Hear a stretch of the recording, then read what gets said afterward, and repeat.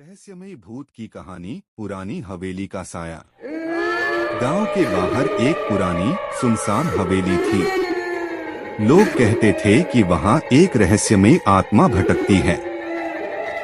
रात के समय हवेली से अजीबोगरीब आवाजें आती थीं, कभी किसी के हंसने की, कभी किसी के रोने की।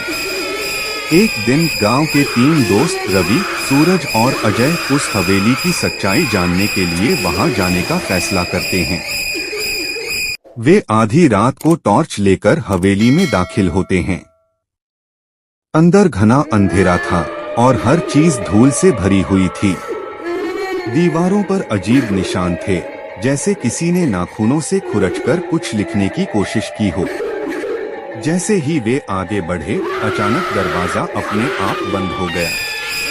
तीनों घबरा गए। तभी उन्हें एक कोने से धीमी धीमी सिसकियों की आवाज सुनाई दी। जब उन्होंने टॉर्च की रोशनी उस ओर डाली तो देखा कि एक सफेद साड़ी पहने एक औरत खड़ी थी, जिसके चेहरे पर गहरी उदासी थी।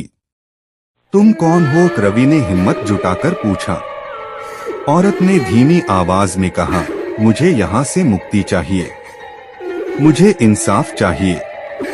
इतना सुनते ही अजय की टॉर्च बंद हो गई और कमरे में अंधेरा छा गया।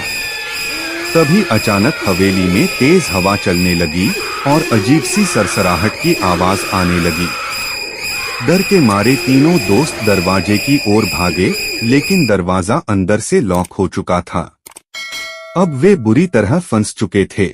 तभी सफेद साड़ी वाली औरत हवा में ऊपर उठने लगी और उसकी आवाज गूंजने लगी, मेरी हत्या इसी हवेली में हुई थी। जब तक मेरे हत्यारे को सजा नहीं मिलेगी, मैं मुक्त नहीं हो सकती। अचानक दरवाजा खुद ब खुद खुल गया और तीनों दोस्त तेजी से बाहर भागे। अगले दिन उन्होंने गांव के बुजुर्गों से हवेली का इतिहास पूछा।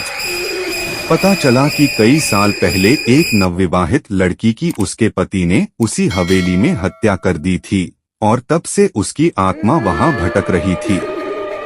रवि, सूरज और अजय ने पुलिस को इस घटना के बारे में बताया। पुलिस ने जब जांच की तो हवेली के एक गुप्त तहखाने से हड्डियों का ढेर मिला। डीएनए जांच से पता चला कि वे उसी लड़की की थीं।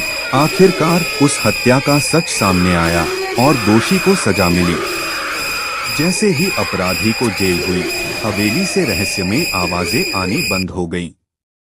गांव वालों का मानना था कि उस लड़की की आत्मा को अब शांति मिल गई थी, लेकिन कुछ लोगों का कहना था कि अगर कोई उस हवेली के पास जाता है तो अब भी कभी कभी वहां से किसी के हंसने की आवाज आती है।